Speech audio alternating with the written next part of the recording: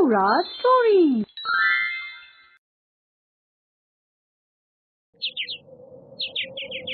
राजपुर नाम का एक गांव था। वहाँ राजू नाम का एक दूध वाला अपनी माँ और अपनी पत्नी कमला के साथ रहता था।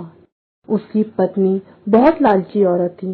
वह अपने पति से महंगे कपड़े, गहनों की मांग करती थी, क्योंकि वह दूध बेचकर बहुत कम पैसे जुटा पाता था।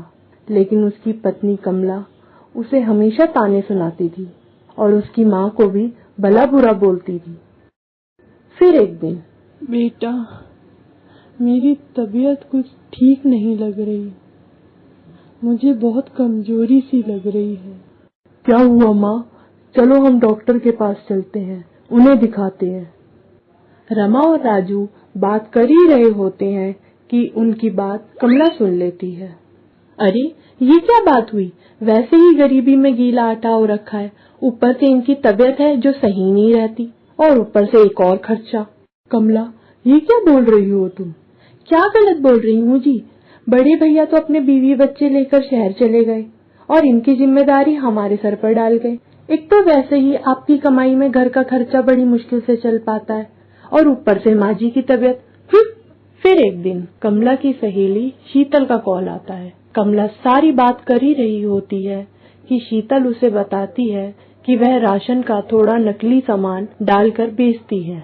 कमला बात कर ही रही होती है कि उसके दिमाग में एक ख्याल आता है। फिर एक दिन, अजी सुनो, एक काम करो, दूध में पानी मिलाकर बेच दिया करो, जिससे हम अधिक मुनाफा कमा पाएंगे और हम जल्दी अमीर भी हो जाएंगे। इससे माँ जी का इलाज भी हो जाएगा और मेरी खूब सारी साड़ियाँ भी आ जाएंगी और गहने भी खरीद सकूंगी। नहीं नहीं, मैं ऐसा कुछ नहीं करूँगा।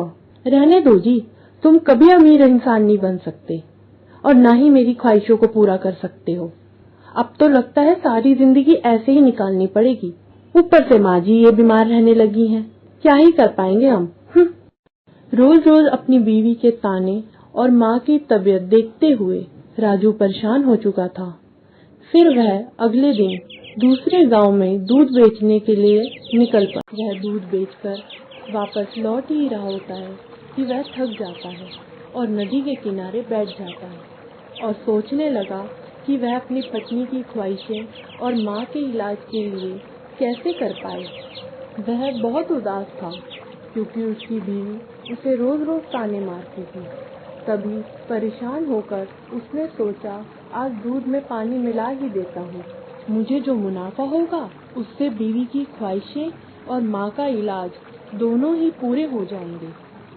राजू ने वही दूध में थोड़ा पानी मिलाया और अपने ग्राहकों को दूध बेचकर बहुत मुनाफा कमाया। राजू बहुत खुश था। आज बहुत पैसे कमा लिए, अब घर चलता हूँ। रास्ते में जाते हुए उसने माँ की दवाइयाँ और कपड़े खरीदे और घर की तरफ चल दिया। राजू जब घर पहुँचा तब उसकी पत्नी कमला सब सामान देखकर बहुत खुश हुई। अरे बाजी, आज तो तुम बहुत सामान लाए। देखा, मैंने कहा था ना, पर तुम मान ही नहीं रहे थे। पर कमला का लालच खत्म ही नहीं हो रहा था। वह और कपड़े और गहनों की मांग करने लगी। राजू फिर से उदास हो गया था और दुविधा में फंस गया था। वह सोचने लगा, अब मैं ऐसा क्या काम करूं कि कमला की सारी शिकायतें खत्म हो जाएं।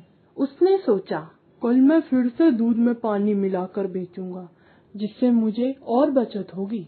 अगले दिन राजू फिर से दूध में पानी मिलाकर बेचने लगा। फिर एक दिन, अरे राजू भैया, तुम्हारा दूध तो दिन पे दिन पतला होता जा रहा है। अब वो पहले वाली बात नहीं रही।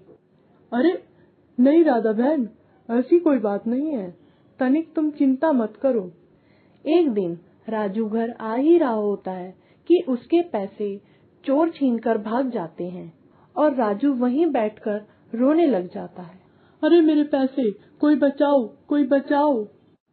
और उधर सभी ग्राहकों की शिकायत करने पर राजू को पुलिस पकड़ के जेल में डाल देती है और उसकी पत्नी कमला को भी अपनी गलती का एहसास हो जाता है और वह राजू और अपनी सास से अपनी किए की माफी मांगती।